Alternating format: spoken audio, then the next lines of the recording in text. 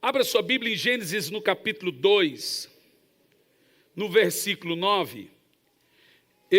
Há tempo eu queria falar sobre isso, vou hoje dar uma pequena pausa na nossa série sobre família, porque o que eu vou falar hoje é muito tutu e barreado descendo a serra. Gênesis 2 e 9, eu vou falar sobre as duas árvores no Éden. Diz assim: o Senhor Deus fez nascer do solo toda espécie de árvores agradáveis aos olhos e boas para o alimento. No meio do jardim estava a árvore da vida e a árvore do conhecimento do bem e do mal. Agora vamos pular para os versos 16 e 17 do mesmo capítulo. Diz assim: e o Senhor deu a seguinte ordem ao homem: comerás livremente o fruto de qualquer árvore do jardim. Presta atenção. Coma de qualquer árvore do jardim. Contudo, não comerás da árvore do conhecimento do bem e do mal. Porque no dia em que dela comerdes, com certeza morrerás. Pula agora o capítulo 3, para o versículo 1. E entendemos assim: a serpente era o mais astuto de todos os animais do campo que o Senhor Deus havia feito. E aconteceu que ela questionou a mulher: vós não podeis comer nenhum dos frutos das árvores do jardim? Ao que declarou a mulher à serpente: nós podemos comer de toda a árvore do jardim, mas do fruto da árvore que está no centro do jardim, Deus disse: dele não comereis, nele não tocareis, para que não morrais. Então a serpente alegou à mulher: com toda certeza não morrereis. Preste atenção que no texto anterior Deus usou a palavra bem incisiva: com certeza morrereis. Vem o diabo e diz: com certeza não morrereis. Ora, Deus sabe, olha o que Satanás está dizendo à mulher: Deus sabe. Você pode dizer isso 3 vezes: Deus sabe. Deus sabe. De novo. Deus sabe. De novo. Deus sabe. Isso é muito importante. Olha o que o diabo está dizendo: Deus sabe. Tudo o que aconteceu ali, Deus sabe, sabia. Deus sabe que no dia em que dele comerdes, vossos olhos se abrirão, e vós sereis semelhantes a Deus. Ora, já eram semelhantes a Deus. Então o diabo pegou Jesus e levou no deserto e disse: todos os reinos te darei. Já era dele. Ele disse: você será semelhante a Deus. Já era.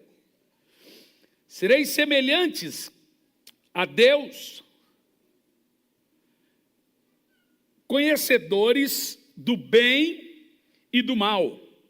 Quando a mulher observou que a árvore parecia agradável ao paladar, atraente aos olhos e, além de tudo, desejável para se obter companhia, obter sagacidade, tomou seu fruto e comeu e deu ao seu marido, escute bem, que estava em sua companhia. Ela não estava sozinha, estava lá feito um bobo, calado. E igualmente comeram. Então, os olhos dos dois se abriram e perceberam que estavam nus. Agora aqui nós temos alguns pontos importantes a serem mencionados nos textos lidos. Primeiro, Deus plantou as duas árvores no jardim, a da vida e a árvore do conhecimento do bem e do mal. Entendeu? Deus colocou aquela árvore que destruiu a humanidade lá. Deus plantou a árvore do conhecimento do bem e do mal. Ela não estava ali por acidente, não foi o diabo que colocou aquela árvore, foi Deus. Deus plantou a árvore da vida e a árvore do conhecimento do bem e do mal. Ambas as árvores estavam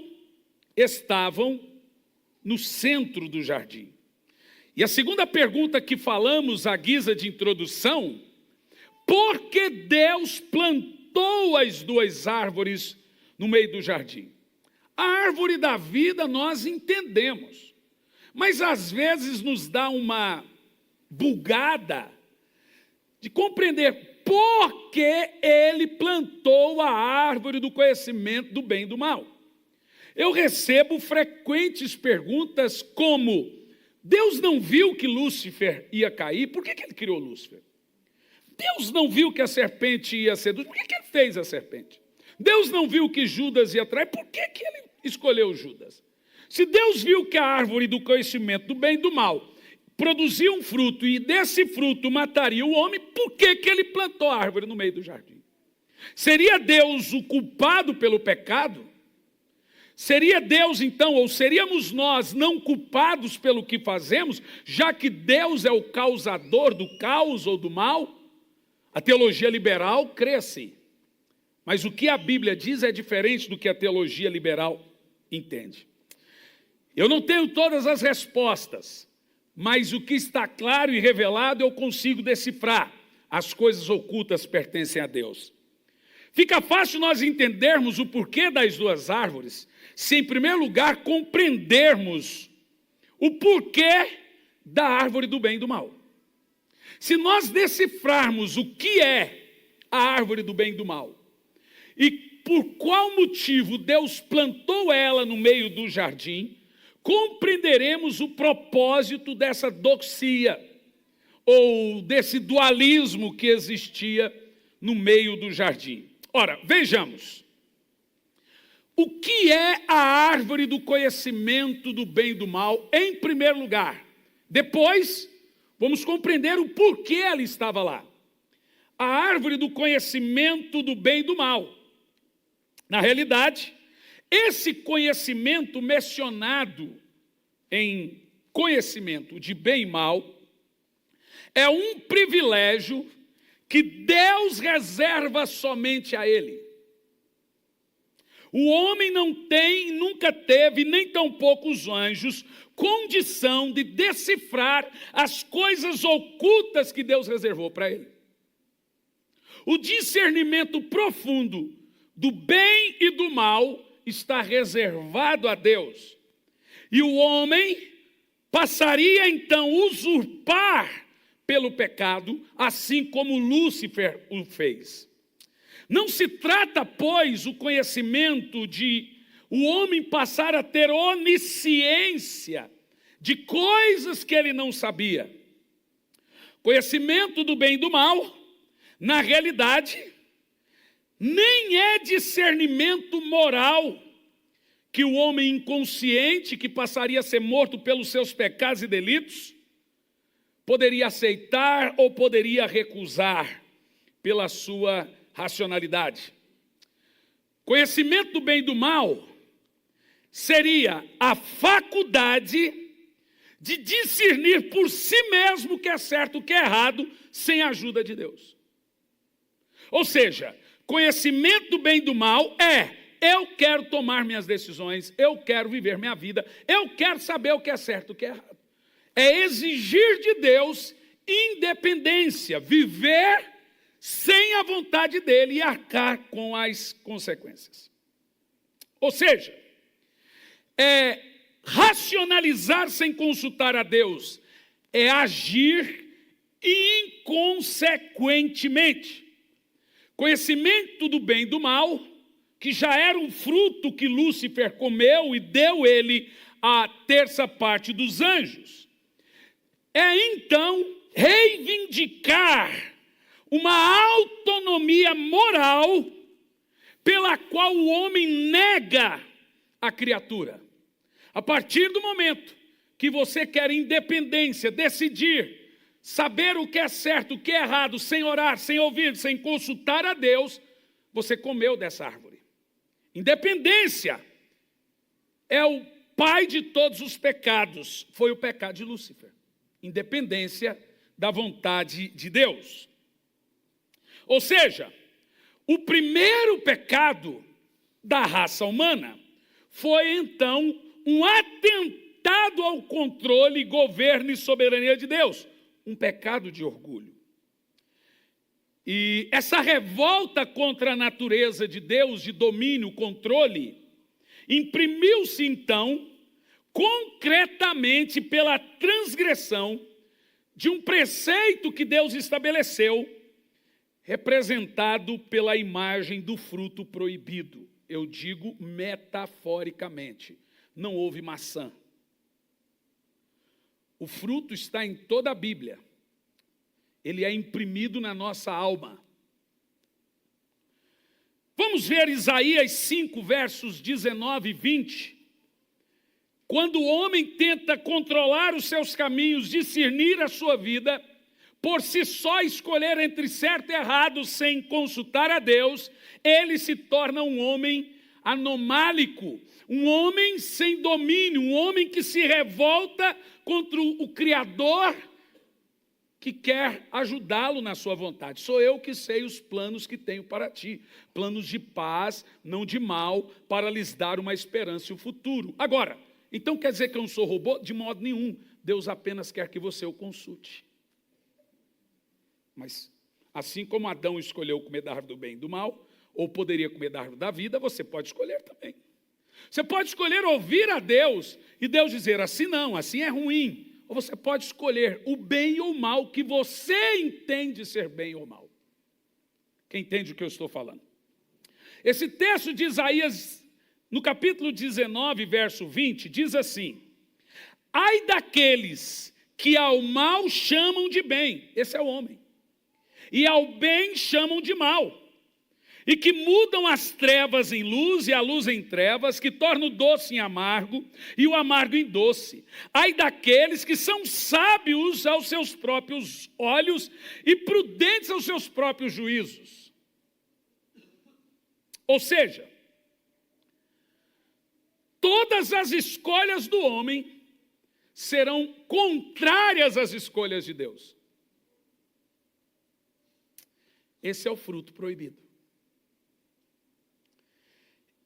Este é o fruto de pensarmos com a nossa própria ótica, aos nossos próprios olhos. Foi o próprio Paulo que em Romanos 7 disse: o bem que eu quero, esse eu não faço. O mal que eu não quero, esse eu faço. Porque nesses tempos eu falei: Deus, o senhor é do contra. Deus falou: não, não, você é do contra.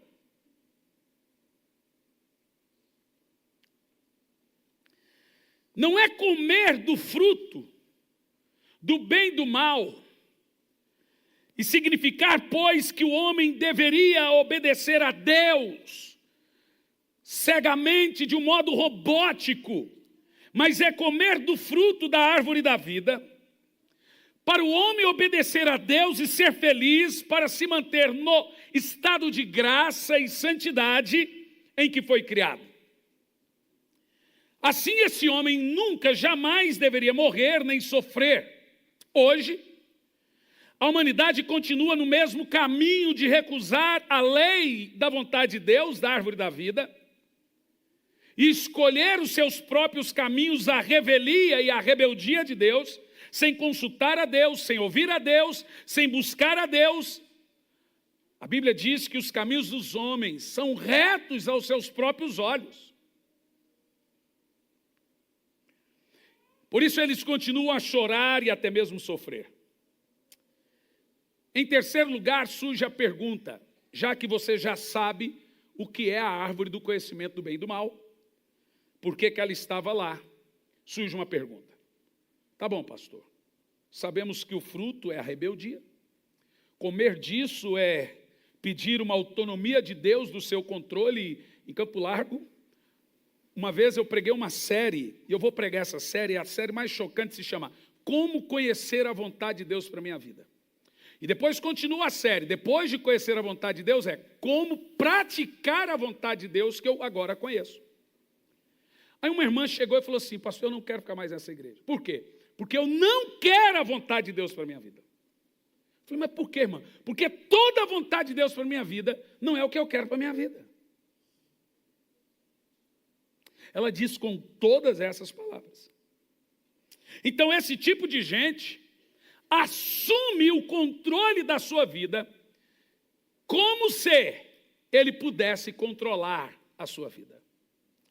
Estávamos num congresso de casais em Águas de Lindóia, como mencionei a você, pastor Elisandro e eu, ministrando. Ontem, ao final, veio uma senhora e sentou do meu lado e disse: quero fazer uma pergunta. Eu tenho uma filha de 17 anos, que é lésbica, e diz que com 18 anos vai sair de casa para morar com a namorada. E eu estou aqui para te dizer, e eu orei a Deus, que com 18 anos, se ela sair de casa, eu não creio que ele existe. E ninguém vai nunca mais falar de Deus para mim. Eu olhei para ela e falei: e o que Deus falou? Não sei. Falei: então eu vou te dizer o que ele falou. Ok. O que, pastor? Foi isso que ele falou. Ok. Você sabe quem sai perdendo com esse joguinho bobo seu? Você. O que o senhor quer dizer com isso? Eu quero dizer que Deus não é chantageado, Deus não é comprado, Deus não aceita chantagem emocional, Deus é Deus. Senhor, eu vou para o inferno, pode ir. Só não vai com Deus, mas pode ir. Ela falava, o meu diagnóstico sempre é muito preciso. Durante um tempo, eu atendia em Curitiba, só eu e um padre fazíamos isso. Na época, a Thalita era secretária. Pessoas comprometidas, deprimidas, tentando suicídio, bipolaridade, ansiedade, etc. E eram muitas pessoas. Chegou uma hora que eu não consegui mais. O padre cobrava R$300, eu não cobrava nada. E eu, atendendo as pessoas, eu comecei a perceber que a maioria das crises interiores das pessoas é que elas são senhores de si mesmos. Ninguém, todo mundo quer ir para o céu, só não quer encontrar Deus quando chegar lá. Imagina, você vai ter que topar. Ele vai falar: você lembra aquele cachorro que você espancou? Que bichinho. Senhor, eu não lembro. Pois é, eu não esqueci do que você fez, do que você falou e etc. Vai ter que todo mundo topar Deus. A Bíblia diz que todos os joelhos irão se dobrar, uns por puro amor a Deus, outros terão seus joelhos quebrados, mas toda língua confessará e todo joelho se dobrará e vai dizer que Jesus Cristo é o Senhor. Uns por adoração, outros vão se dobrar, porque terão seu joelho quebrado e vai se dobrar. Seja junto com os anjos ou junto com os demônios, mas vão dizer que Jesus é o Senhor. Então deixe-me te dizer, Jesus é o Senhor da sua vida, quer você queira ou não, Ele é Senhor da sua vida. Mesmo você não aceitando, Ele é Senhor da sua vida. Você pode se rebelar contra esse senhorio e pensar que você tem um controle. Ele continua sendo Senhor. Ele está no centro do universo, atento e controlando todas as coisas. Aí surge a pergunta que você está doido para fazer ou já fez.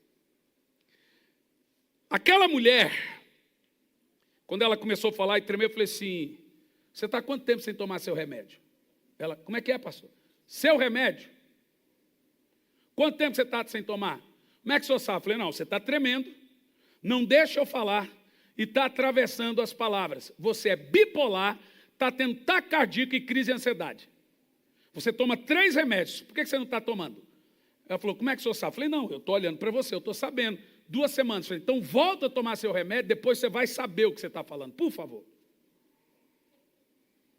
Ela falou: pastor, o que o senhor está querendo dizer? Eu falei: eu estou querendo dizer que você está surtada. Você não está tendo noção do que você está falando. Você surtou. Então eu não vou te ouvir mais, porque eu vou te ouvir. Você nem sabe o que está falando para mim, igual bêbado. Você está surtada. Vai tomar o remédio, menina. As pessoas pensam que controlam sua vida. E elas são controladas por alguma coisa. E aí você me pergunta: então por que Deus plantou essa árvore? Se Ele sabia que o homem iria cair. Deus sabia, gente? Responda. Deus sabia que Lúcifer ia cair? Por que Deus fez Lúcifer? Cri, cri, cri, cri. Deus plantou a árvore da desgraça, gente. Por que Deus plantou essa árvore no centro do jardim? Veja, o centro de tudo representa o coração. Jerusalém está no centro do mundo. O coração está no centro do corpo. Deus pôs dentro do jardim, que é o nosso coração, duas portas, a estreita e a larga. A bênção e a maldição. Dentro aqui está a árvore do conhecimento do bem e do mal e a árvore da vida. E aqui está a minha tese, porque Deus plantou a árvore do conhecimento do bem e do mal para rivalizar com a árvore da vida. Primeiro, você serve a Deus, me responda, por Ele ser Deus e assim você é obrigado a servi-lo? Uma boa pergunta. Você serve a Deus porque não tem outro jeito? Porque Ele é Deus poderoso, então você se vê obrigado a servi-lo? Ou, servimos a Deus porque Ele é maravilhoso, e por ser maravilhoso, eu amo e adoro e o sirvo? A ou B? Quem serve a Deus porque Ele é bom e a sua bondade dura para sempre? Diga amém. Quem vai para o céu com medo do inferno? Eu não quero ir para o céu com medo do inferno. Eu quero ir para o céu porque Jesus está lá. Tem gente que vai para o céu olhando para o inferno. Não quero ir para o inferno, não quero. Eu vou para o céu olhando para o céu. É ou não é? É foco. Deus seria maravilhoso se a única opção que o homem tivesse fosse Ele. É muito fácil ser Deus quando se não tem um contraditório. Eu não serviria a Deus porque eu amo, eu serviria porque não tem escolha. Deus é tão bom, mas tão tremendo, que Ele não quer que você o adore. Ele quer que você queira adorar. Deus não quer que você venha na igreja, irmão. Deus quer que você queira vir na igreja. Sabe, essa é a diferença do religioso e de quem ama a Deus. Hoje é dia de cultuar. Tem gente que só vem na igreja quando trabalha. Ele não separa. Trabalhar para Deus e cultuar a Deus. Trabalhar para Deus é uma coisa. Culto a Deus é outra coisa. Fico muito feliz quando eu vejo irmãos do louvor aí sentados sem estar na escala. Gente sentada sem estar trabalhando. Porque ele entende que é culto, é serviço. A palavra culto em inglês, inclusive, é serviço ao Senhor. Deus não seria Deus se não tivesse uma provação de fidelidade, um teste de fidelidade provocado por Deus. Então cabe a nós alguma conjectura. Qual foi o pecado de Lúcifer? Por que se achou iniquidade nele? Se olharmos o padrão de queda na Bíblia, fica fácil saber qual foi a queda dele. Quantas vezes Jó foi tentado? 3. Quantas vezes Pedro foi tentado? Quantas vezes Jesus foi tentado? Quantas vezes Adão e Eva foram tentados? Qual foi o padrão de tentação de todos esses que eu mencionei em toda a Bíblia? O mesmo. A Bíblia diz que Deus, o Espírito Santo, levou Jesus ao deserto para ser tentado. Jesus disse: Pedro, Satanás me pediu permissão para tentar você, e eu vou interceder. Foi-lhe concedida a permissão. O Senhor disse: Jó, Satanás me pediu permissão. Então, tecnicamente, fica fácil entender por uma simples exegese que Adão e Eva lhes foram permitidos serem tentados. E assim também a Lúcifer e a terça parte lhes foram permitidos serem tentados. É uma espécie de teste de fidelidade. Deus não quer ninguém servindo Ele como robô. Ele tem que amar porque Ele é o melhor, porque Ele é lindo. Não é porque eu fui criado e eu sou obrigado a isso, não. Eu escolhi Deus, porque não há Deus maior, não há Deus melhor. Vamos fazer isso? Não há Deus tão grande como nosso Deus. Só o coral, não há Deus maior. Não. Eu te pergunto, você responde, por que você adora a Deus? Não. Por que você adora a Deus? Tão grande.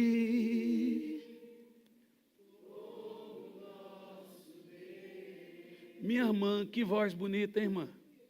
Estou só assuntando sua voz aqui, viu, irmã? Você aí de preto. Você aí mesmo que está olhando para mim, na frente do maestro. Você ouviu, maestro? Ó. Ouvido aqui é bom, menino. Deixa eu te falar uma coisa. Você começa a entender que faz sentido estar dentro do coração dois caminhos, duas árvores, a bênção e a maldição, dois frutos da carne e do espírito. Porque Deus quer ser Deus da sua vida, Senhor da sua vida, a partir do momento que você for atraído com cordas de amor e bondade, e por seu amor escolher Ele, porque não há nada melhor. Por isso que sobreveio tentação. E a Bíblia diz que não há tentação que não possamos suportar. Porque quando vem a tentação, o Senhor proveu o escape. Quer dizer, Adão e Eva tinham escape. Pedro tinha escape. Todos tiveram escape, mas não quiseram. E a prova é tão tremenda, que quando o Senhor diz, eis que coloque diante de ti a bênção e a maldição, a porta estreita e a porta larga, o fruto da carne, o fruto do espírito, a árvore da vida, a árvore do conhecimento do bem e do mal, fica fácil a gente entender que provavelmente Lúcifer caiu por esse tipo também de teste que lhe foi reprovado. Ele e a terça parte dos anjos. Todos na Bíblia passaram. Veja, quando Jesus entrou em carne, até ele teve que ser tentado. A Bíblia diz que ele foi tentado em tudo, mas não pecou. Ele também teve que provar, tu és mesmo filho de Deus? Transforma essa pedra em pão. Todos os reinos te darei. 3 vezes. Nós estamos falando do Filho de Deus, gente. E quem levou ele foi o próprio Espírito Santo. Foi o Espírito Santo que pôs a serpente no deserto, levou Jesus e plantou a árvore do conhecimento do bem e do mal. Falou, agora, vamos lá. E Deus fica observando. Eu não quero ninguém me adorando só porque eu sou o grandão do universo. Eu quero que você perceba que eu sou melhor para você, mas não porque sou eu que vou te dizer. Eu quero que você descubra o segredo da árvore da vida e o segredo de viver longe da voz e da vontade de Deus. As minhas ovelhas ouvem a minha voz e me seguem. Elas me amam e eu as amo. Por isso que acontece esse tipo de teste de fidelidade, que conhecemos que está em oculto no nosso coração. Deus é Deus a qualquer momento. Mas Ele é Deus adorado quando nós conhecemos seu amor. Deus é Deus dos demônios, Deus é Deus de rebeldes, Deus é Deus de quem está no inferno, Deus é Deus. Mas adorado é só dos verdadeiros adoradores, que comeram do fruto da árvore da vida, que é Cristo. Deus criou homens livres, com escolhas livres, e este, por sua livre escolha, foi reprovado no teste, escolhendo a indecência e dizendo, Prefiro tomar as minhas próprias escolhas, decisões. Não quero ninguém dizendo o que eu tenho que fazer, controlando a minha vida. Eu quero escolher o que é certo, o que é errado e decidir por mim mesmo. Você ouve isso dos adolescentes hoje. Você ouve isso das pessoas. Mas eu quero decidir por mim mesmo, eu tenho direito. Agora observe a palavra da serpente a Eva. Deus sabe. Repetimos ela 3 vezes. Deus sabe. Você entendeu isso? Deus estava lá. Como ele estava no deserto. Como ele estava no jardim. Como ele estava observando a queda de Lúcifer. Deus não é um Deus amoroso. Se ele fosse a única coisa no universo a ser adorado por obrigatoriedade. Servir a um Deus por imposição é muito fácil para Deus. Então Deus é tão justo. Por isso que o cântico mais famoso da Bíblia é: o Senhor é bom e a sua bondade dura para sempre. Outro cântico: o Senhor é justo. É justo até para quem não quer Ele. Você quer ir para o inferno? Pode ir. Quer pecar? Pode pecar. Isso quer dizer, Deus está vendo tudo. Ele ficou vendo o primeiro homem sucumbir. Ele ficou vendo Pedro negá-lo. Ele ficou vendo Judas traí-lo. Ele ficou vendo Davi cair com a Betseba. Lembra de José na casa de Potifar, quando quase caiu com a Patifona? Deus ficou vendo o homem exigir, porque pecado é exatamente isso. Exigir que Deus não se meta nas minhas escolhas. Pecado é comer do fruto da independência. Deus não te pediu opinião.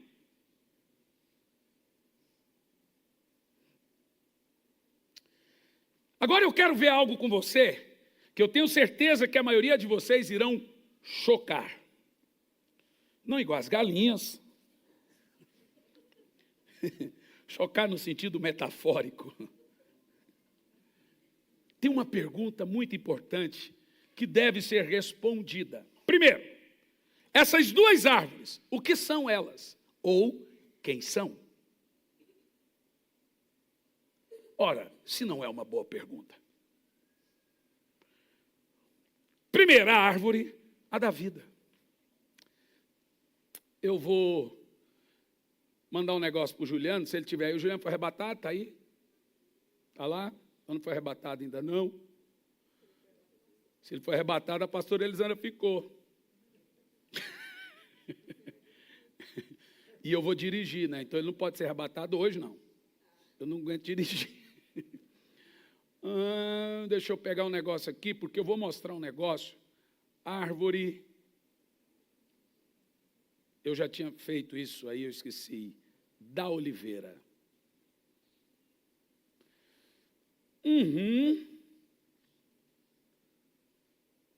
Irmã pastora, tira aqui 3 prints para mim e manda. Ah, meu Deus, papai estava com saudade.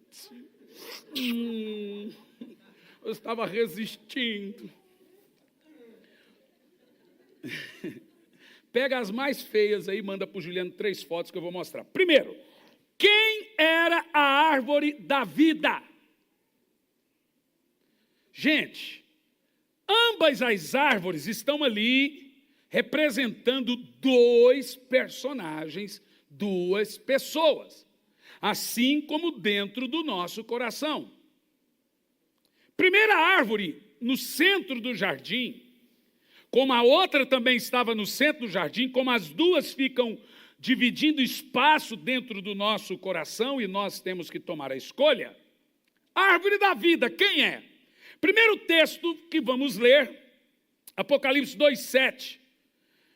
Aquele que tem ouvidos, ouça o que o Espírito diz às igrejas. Ao vencedor, darei o direito de comer da árvore da vida que está no paraíso de Deus. Então entendemos uma coisa: a árvore ainda existe, o paraíso ainda existe. Nós vamos comer dessa árvore. E tem mais, eu digo mais, já comemos dessa árvore. Essa árvore estará na cidade santa. E observe esse texto. Apocalipse 22, verso 2. No meio da rua principal da cidade, de cada lado do rio estava a árvore da vida. E olha lá, que frutifica 12 vezes por ano, um fruto por mês. As folhas da árvore servem para a cura das nações.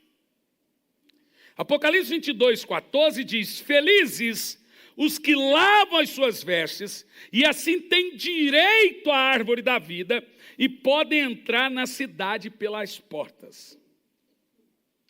Apocalipse 22 e 19, se alguém tirar alguma palavra desse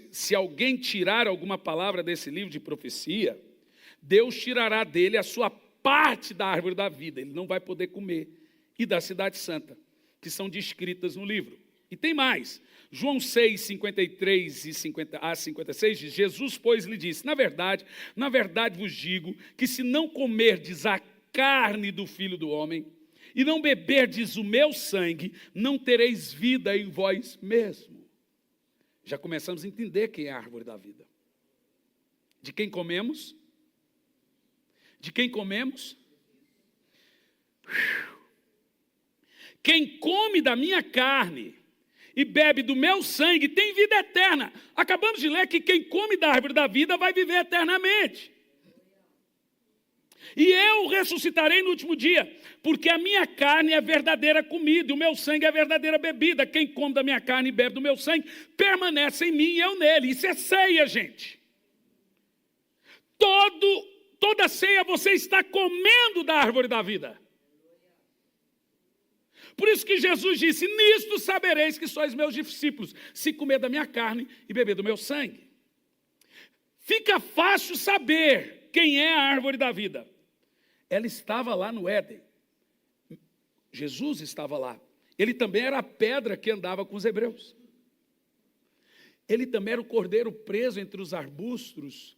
Quando Adão foi sacrificar Isaac, ele estava com Sadraque, Mesaque e Abednego na fornalha. Ele estava com Daniel na cova dos leões. Ele sempre esteve lá. Ele é a árvore da vida lá. Jesus estava lá no Éden. Essa árvore foi plantada. Como ela estará na Nova Jerusalém. E a ordem de Deus era: coma da árvore da vida. Não coma da árvore do conhecimento do bem e do mal. Você entendeu? Lemos no início. Coma da árvore da vida. Da árvore do conhecimento do bem e do mal, não coma. Então, comer da árvore da vida significava ter a vida de Cristo, os domínios de Cristo, a vontade de Deus em nossa mente. 1 Coríntios 2,16 diz: porque quem conheceu a mente do Senhor para que possa instruí-lo, olha o que Deus fala para você: nós, portanto, temos a mente de Cristo. Quem comeu desse fruto aí? Adão deveria ter comido da árvore da vida. Não põe ainda não, é um segredo essa foto. Aí surge a pergunta: se Adão deveria ter comido da árvore da vida, por que ele não comeu? Não é fácil comer da árvore da vida, por um motivo. Primeiro, o que era a árvore da vida? Que raça, que espécie de árvore era? Biblicamente falando, a Bíblia chama ela de árvore baixa e feia. Em Romanos 11, 24, o apóstolo Paulo chama Jesus de oliveira verdadeira. Nós fomos enxertados nessa oliveira que é Cristo. Observa que quando terminou o dilúvio, Noé soltou um monte de pássaro vira-lata e foram embora e nunca voltou. Mas de repente ele solta uma pomba e ela volta com um ramo. A pomba é o quê? Tipifica o quê? E a oliveira? Então, ali temos o sinal do Espírito Santo dizendo a Noé: eu vou implementar, eu vou colocar na terra a manifestação dos filhos de Deus, gerados no Espírito e não na carne. Por isso que nós lemos que a natureza geme pela manifestação dos filhos. Por isso que você vê a pombinha, o Espírito Santo, trazendo o ramo somos nós, da oliveira, que é Cristo, a Noé, para começar uma nova criação. Então vamos entender um pouco sobre a oliveira. Se entendermos que Paulo chama Jesus de oliveira, é uma árvore, ela é uma árvore baixa. A oliveira é uma das árvores mais feias que existe. A riqueza da oliveira não é vista, está em sua raiz. E as suas raízes produzem óleo. E da raiz o óleo vem para as folhas, então tudo se planta próximo à oliveira. É maior que a oliveira, porque o óleo da oliveira é que está a vida. Está escondido na raiz. O fruto da oliveira, que no caso é o óleo, serve para curar. E como se produz o fruto da oliveira? Pisando. Por isso que você lê o texto, pelas suas pisaduras. Pisando nele, nós fomos curados. Aleluia. Veja bem, o que isso significa? Preste atenção. Eu tenho aqui algumas fotos da oliveira.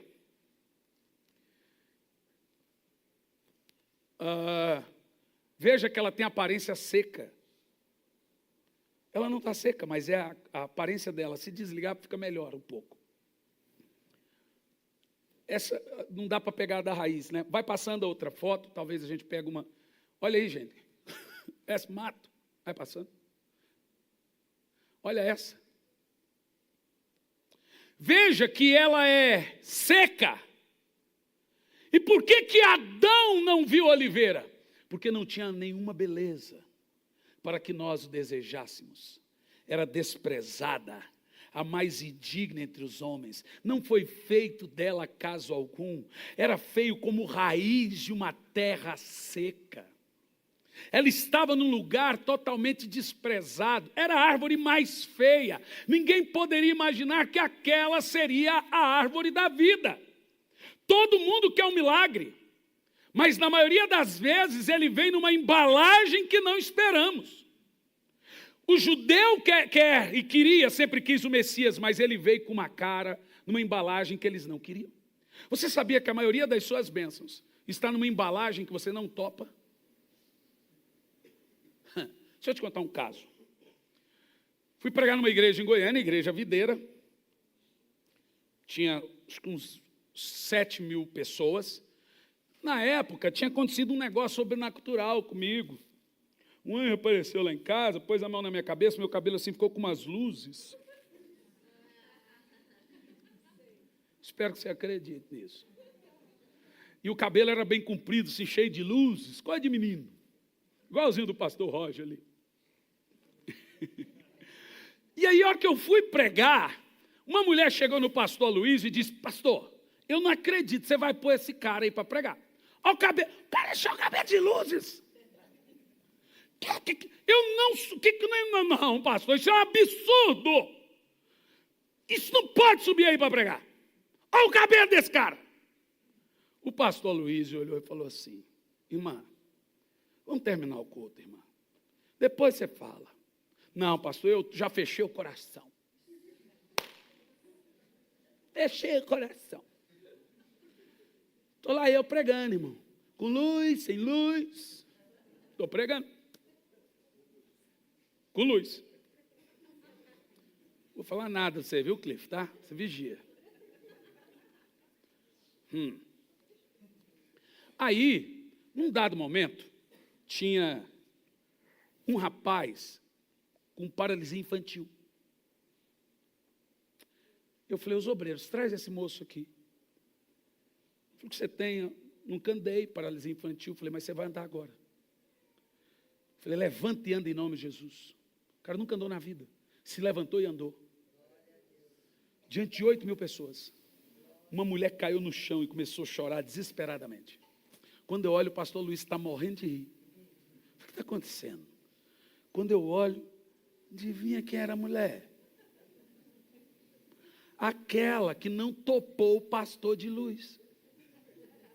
Irmão, a maioria de nós perdemos as maiores bênçãos na nossa vida por fecharmos o coração para um tipo de bênção que está numa embalagem que eu não quero, não topei, não gostei, e a gente fecha o coração.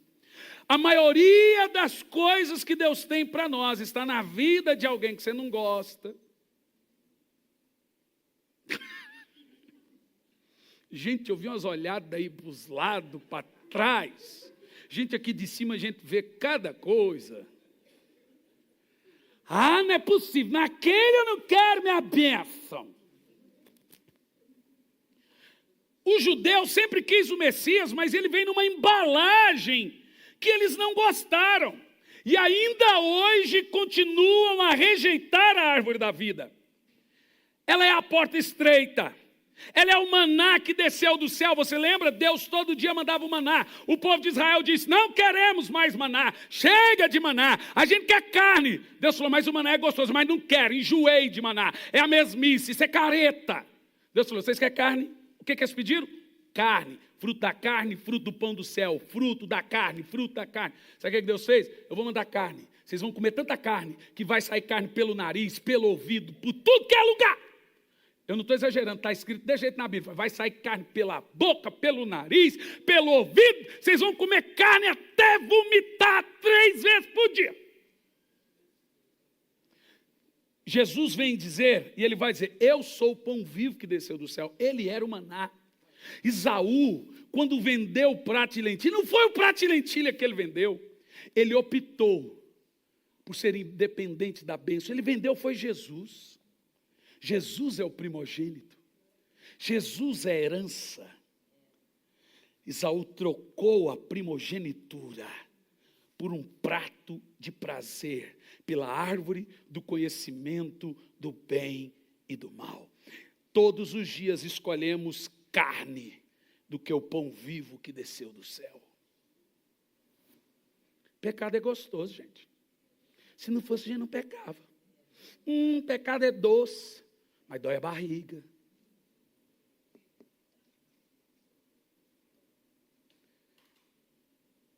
A árvore do conhecimento do bem e do mal, a porta larga, tudo isso é prazeroso.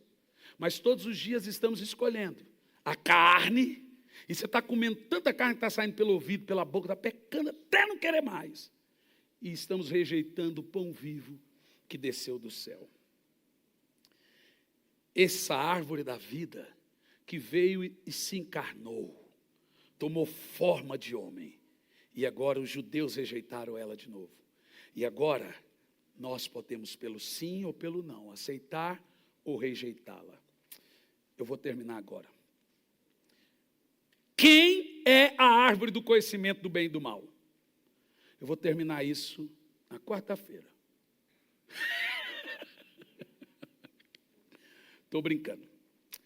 Gente, se eu te contar, você acredita? Então não vou contar, vou deixar a Bíblia contar. Veja comigo.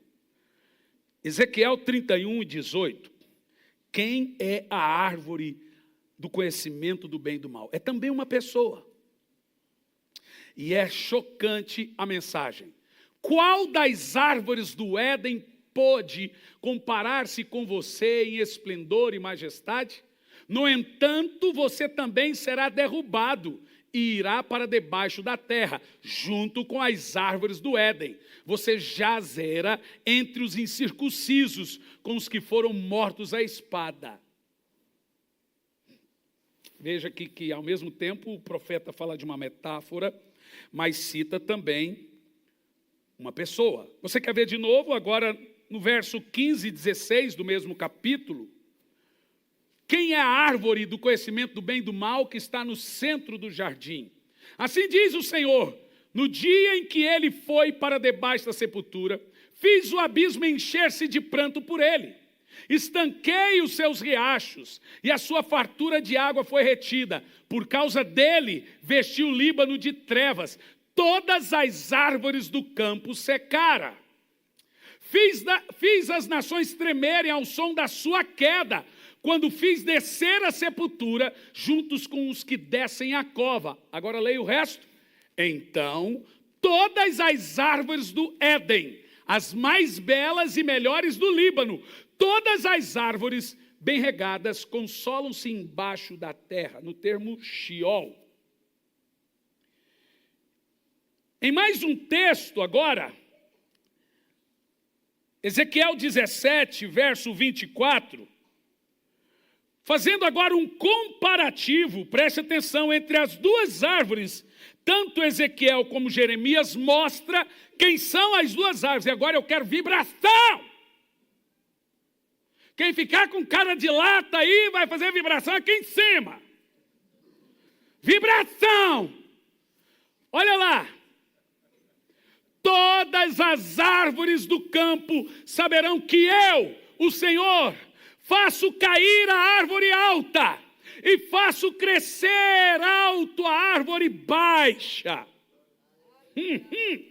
Eu resseco a árvore verde e faço florescer a árvore seca. Eu, Senhor, falei e eu farei. Deus lhe deu um nome que está acima de todos os nomes, para que ao nome de Jesus, a árvore baixa, a oliveira feia, que produz o óleo do Espírito, se dobre todos os joelhos no céu, na terra e embaixo da terra. Deixe-me te dizer uma coisa: precisamos da oliveira, precisamos da árvore. A Bíblia diz que Jesus foi obediente até a morte de cruz. Ele veio sem beleza, árvore seca, baixa. Não teve beleza para Adão querer comer dessa árvore. É uma árvore baixa. Lúcifer era uma árvore alta, linda, frondosa. O Senhor secou essa árvore. Secou essa árvore. E reverdeceu o Cristo, porque ele foi obediente à morte de cruz. Deus o exaltou soberanamente e lhe deu um nome que está acima de todos os nomes, para que ao nome de Jesus se dobre todos os joelhos no céu, na terra e embaixo da terra, e toda língua confesse que Jesus Cristo é o Senhor. E aqui eu concluo Jeremias 11, 19, os diáconos podem se preparar. Mais uma metáfora profética. O que é interessante que os profetas falam em tom de poesia. Talvez o pastor Roger iria gostar dos profetas, porque eles falam em tom de poesia a profecia. Isso é arte. E olha o que Jeremias diz: eu era como um cordeiro manso, levado ao matadouro. Veja você por seus olhos. Não tinha percebido que tramavam contra mim, dizendo: destruam a árvore e sua seiva. Vamos cortá-la da terra dos viventes, para que o seu nome não seja lembrado. Árvore baixa, que Deus exaltou. Árvore alta, que Deus cortou. Ainda hoje, escolhemos pela árvore alta. E sabe por quê? Por 3 motivos. Ela tem fruto gostoso. Não foi o que Eva disse? Segundo motivo, ela tem sagacidade para nos oferecer, malícia. Terceiro motivo, ela pode nos dar poder, quer dizer, autonomia de tomar as minhas escolhas, independência de Deus. O que a árvore baixa tem para te oferecer? Óleo de oliva, que sai de sua raiz, desce lá do Monte Hermon, escorre na cabeça de Arão. É a pombinha trazendo o ramo para a noiva de Cristo dentro da arca. A arca é a igreja, irmãos. Toda vez que a arca balançava, Noé e os que estavam lá caíam. Tem gente que cai aqui toda hora, mas cai dentro da arca, irmão. Não cai fora da arca. Aqui a gente vai cuidar, dá umas cabaçadas de pau na sua cabeça, dá umas tramadas, mas cai dentro da arca. Tem gente que cai, não vai cair lá fora. Lá fora só tem morte, não tem vida. A arca é a igreja. Aqui está cheio de fezes, bicho, cheiro horrível. Mas é mais seguro do que lá fora. E lá vem o Espírito Santo, com o raminho da oliveira, para trazer a nós aqui hoje. Nessa manhã, por mais uma vez, nós vamos experimentar da árvore da vida. Comer do pão, beber do sangue, porque os frutos da carne são, etc, etc, etc, etc. Os frutos do Espírito são, etc, etc, etc. Os que são da carne se inclinam para as coisas da carne. Vamos saber qual árvore você está comendo. Os que são do Espírito se inclinam para as coisas do Espírito. É bom ser crente? Olha, é bom. Prazeroso? Depende do ponto de vista. Custoso, sacrifício, muito. Mas comer da árvore da vida é ter garantias eternas que eu tenho a mente de Cristo. Isso é Santa Ceia. Todos os dias de ceia comemos da árvore da oliveira. Bebemos do seu óleo, da árvore da vida que é Cristo. E funciona assim: toda vez que você se alimenta da árvore da vida, você vai tendo a mente de Cristo. Por que Deus expulsou Adão do jardim? E depois proibiu-os de comer da árvore da vida, porque agora eles tinham pecado. Imagina se eles comem da árvore da vida. Seríamos todos nós demônios. Nunca morreríamos, porém rebeldes. Então a expulsação do Éden foi graça. Porque se Deus não expulsa Adão e Eva do jardim, seríamos The Walking Dead.